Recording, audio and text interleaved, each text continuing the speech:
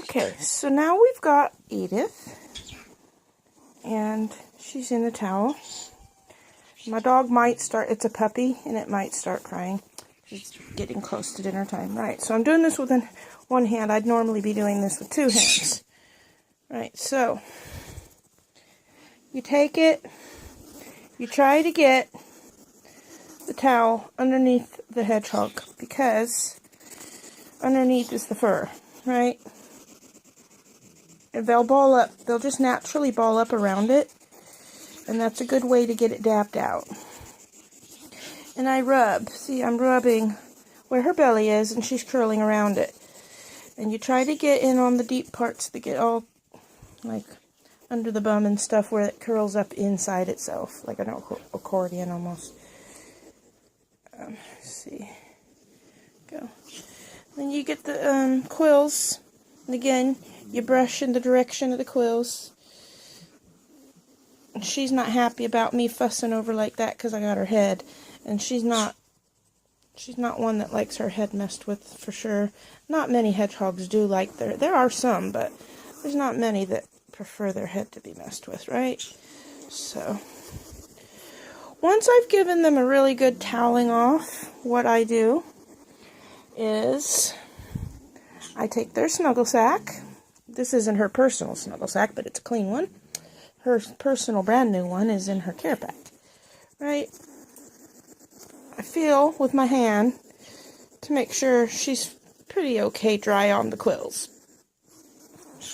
So, oh, she's jumpy. Right. I'm putting them in the snuggle sack. Sorry about the graphics here, because one-handed is not the best way to do this. I'm just going to put this down while I try and put her in this snuggle sack. There we go. Right, so I have thoroughly upset her now. It's not her fault. But anyway, so you put your baby in a cloth or a snuggle sack, something separate of the towel that you used. Something dry, because this will be wet. Right? And then you just hold your baby. You just hold them and keep them warm with your body heat.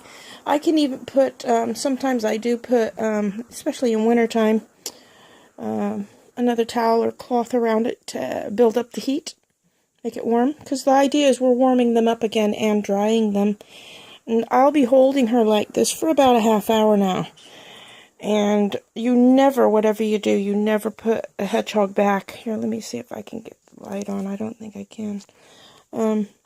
You never ever put a hedgehog back in their viv with any signs of damp on them.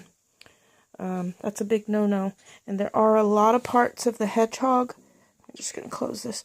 There are a lot of parts of the hedgehog that are fold under themselves and into themselves, so you have to be sure that you've checked the whole undercarriage of your hedgehog. Down by the bum's a big one. Where the legs sink inwards into the body is another one. You just got to make sure, because the stomach and chest are pretty easy to get, especially once you figure out how your hedgehog's going to react. You know exactly how they'll curl around your hand to dry off. But it's those other parts that go inwards. You'll see when you have a hedgehog, you'll see those parts go inwards. And when they curl up, they sink in like a turtle even. And those are the parts you want to look for to make sure they aren't damp still before putting your hedgehog away.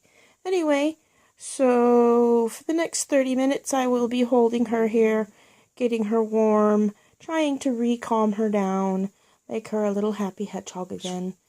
And her owner comes for her at 6 o'clock, and then she'll go away. It's really sad, but it's also really happy. Okie doke, so maybe before I put her back, I might put one more video of her fully dry, getting ready to go back.